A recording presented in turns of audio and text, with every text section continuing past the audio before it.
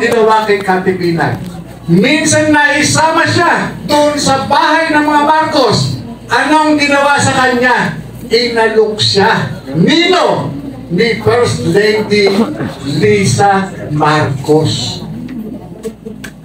Inalok siya. You want? Eh sinabi ni Kati Binay, hindi ako gumagamit. Pero ang sagot sa kanya, ba't nandito ka? Ibig sabihin, kapag ikaw pumupunta ka sa bahay nila, dala ka ng barkada nila, dala ka ng mga kadyari nila, ibig sabihin, dapat gumagamit ka din. Diba? Yan yung isa sa mga nagpapatunay na yung ginagawa noon at ginagawa ngayon, hindi pa rin sila tumitigil. Ano yung mga indicator? Aba, dati-dati, ang nakikita lang natin gumingiwi, si Bongbong Marcos lang. Ngayon, kapag nanonood tayo ng balita, yung ilan doon sa kanyang mga cabinet secretary, gumingiwi na rin. Abay, nakakatakot po. Eh, pagkahugan yan, yung mga namumuno sa atin, aba, eh, saan tayo dadalhin dito? Eh kung sasakay lang nga tayo ng bus at nalaman natin na yung driver na magmamaneho sa atin ay uminom ng alak, hindi ka ba nervyusin? Ha?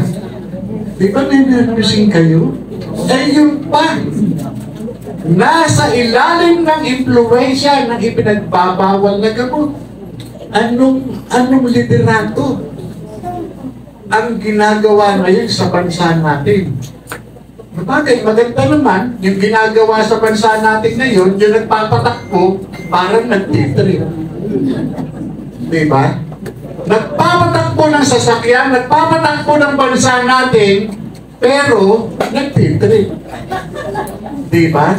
Tignan ninyo, yung ginawa. Example na lang doon sa KOJC. Ako, napakatagal ko ng alagad ng batas. Nagmula ako sa pulis, naging PIDEA agent. Pero, ngayon lang po ako nakakita na nag-serve ng warrant of arrest, na nagkampo pa doon sa lugar na paghuhulihan ng hinahanap nila. Tignan nyo, ang daming binastos, tinapakan, ginurakan mga karapatan. Ang daming mga inosente ang nadamay. Wala ho silang patumangga. Ang galing magpalakad nitong mga adik na ito. Abay, kala na lang nila, laruan tayo eh. Pinagtitripan na lang po tayo. Tingnan nyo po dati, ang dami ko pong mga nakausap sa pagitan ng mga leaders forum, lalo po dun sa Malabon, kung saan marami pong mga ano po, no? Yung sinasabi nga nila, squatter sa area, dun sila nakatira. Binabanggit po nila yung mga ayuda dati na natatanggap nila kay Pangulong Duterte, yung sinasabi mga payout na yan. Ngayon po, wala na. Wala na. Pati ho doon sa mga barangay health centers na dati-dati nakakakuha sila ng gamot sa TB, sa diabetes, ngayon, kahit medical, wala na. Ano ang saklap? Samantala, itong mga kasabwat nila sa Kongreso, tingnan ninyo, ito pong mga earmark funds, alam po ni Atty. Vic Rodriguez yan. Yung mga earmark funds, ito po yung mga savings na talagang specific po yung paggagamitan. Hindi po siya pwedeng gamitin sa iba. Ginagamit po nila. Kaya, noong nakaraang budget deliberation sa plenary, kung saan ang sponsor ay yung Congresswoman ng Marikina. Iginisa po ito ng party list congressman ng DH na si Congressman Herrera. Alam niyo po ang tanong niya, saan kayo kumuha ng legal basis para hiramin itong pondo, yung naka-earmark ban? Ano po yung halimbawa? PhilHealth. May savings ang PhilHealth na 90 billion more or less. Anong ginawa ng mga ito? Pinakialaman. Saan gagamitin? Yan ang binabanggit ni Kong. Sa construction. Paggawa ng tulay, paggawa ng kalsada, paggawa ng gusali, kung saan kumukuha ng komisyon yung mga congressman. Yung pondo ng PhilHealth, yung savings po na yung para saan? Para kanino? Sa atin. Sa ating mga senior citizen, sa ating mga empleyado. Yung pondo puro saan galing? Galing puro sa compulsory deduction. Hindi po ito kusang loob. Compulsory po yan. Sa ayaw at sa gusto natin, babawas po sa atin yun. Babawas po sa atin yun. Sa ayaw at sa gusto natin. Yan po. Tapos, sa halip na nakalaan kay nanay, sa halip na nakalaan kay tatay, gagamitin doon sa paggawain. Alam nyo, nung mapanood ko, yung Montek Matapa, itong si Lisa Marcos, Montek ka pa talagang patawa. Hello? Hello? Hello? Alam nyo, yung Montek sang Matapa, doon sa simento, no? Yung kalsada. Ang kalsada po kasi, kapag itong ginawa, binabakbak, di ba? Binabakbak ang kalsada eh. Ano? Binabakbak ang kalsada, ibinabalik doon sa pinakailalim ng lupa. Sinisiksik.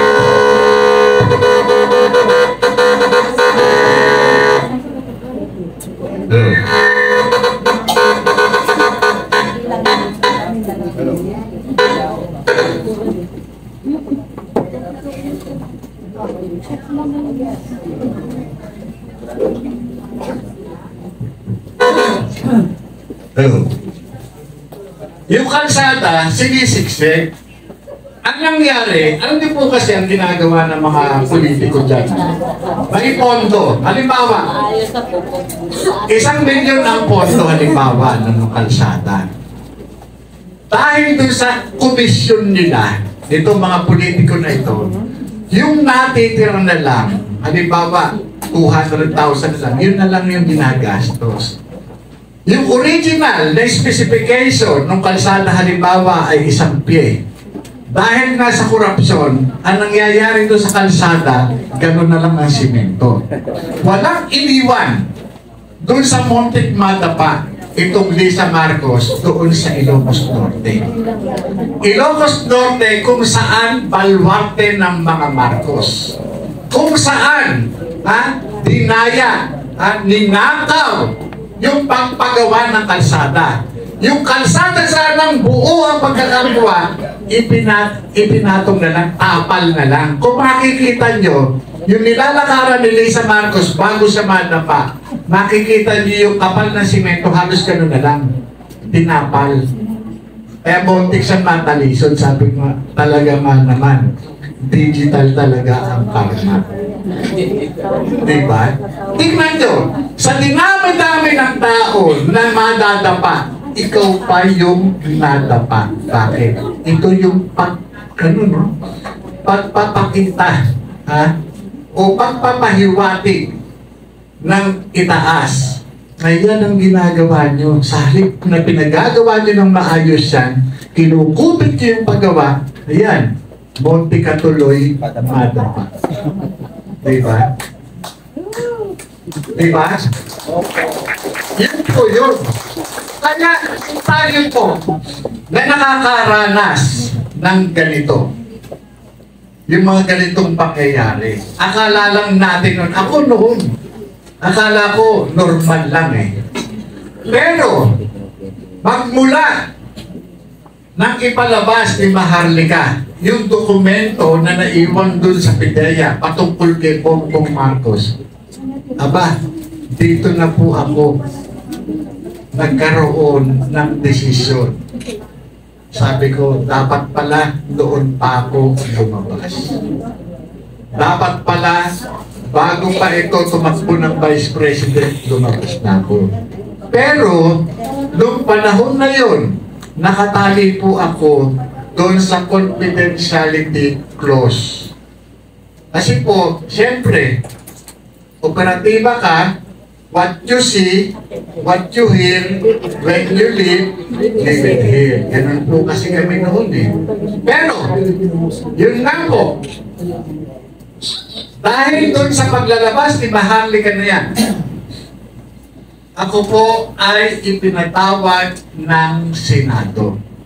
Pinatawag po ako. Sabi ko pang ano eh. Nung unang lumabas yan, ang unang naramdaman ko noon kay Maharlika, tignan mo tong babae na to. Pati ako dinamay. Tinagpan niya nga yung pangalan ko, pero wala namang ibang nagtrabahong unit kay Bongbong Marcos, kundi kami lang sa pagkakaalam ko.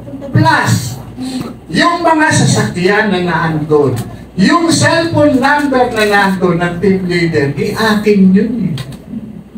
Yung plaka ng sasakyan, akin din. Akin din. Kaya nga in-identify ito ng hepe ng PIDEA, o itong sasakyan na ito kay Morales to. Itong sasakyan na ito kay Director Francia to. Itong sasakyan na itong isa pag-aari ng PIDEA. In-identify po yun. Kaya po, ngayon, yung pangyayari na yan, sabi ko nga, akala ko nung makarating ako ng Senado, lalabas at lalabas. Tutulungan nila ako para manawagan, para itong si Bongbong Marcos sana, paglabas ng resolusyon ang Senado para siya ay magpatractase upang patunayan na sana siya ay malinis. Pero nagkamali po ako. Ang ginawa po sa akin sa Senado, pinagtulungan po ako. Ito pong trabaho laban kay Marcos, idininay ng PIDEA kahit alam nila na totoo yung sinasabi. Alam nila. Kaya po, at mag-iiwan ako ng katanungan sa inyo at kulang na yung oras. Sa nahayag kayong umaga patungkol dito sa illegal activities nitong presidenteng ito, papayag pa ba kayo na siya ang mamuno sa bansang ito? Tanong ko po sa inyo, papayag pa ba kayo? Yeah. Kung hindi kayo papayag, ano po ang dapat nating gawin? Kikilos ba tayo o mananahimik na lamang tayo? Kung kikilos tayo, magkakaroon po ng luksang bayan sa September 21 sa Liwasang Bonifacio. Magsasawalang kibo na lamang tayo o lalaot tayo? Ayun. Ano po? Ayan. Panindigan po tayo at ipaglaban natin yung ating karapatan. Magandang umaga po. Maraming salamat.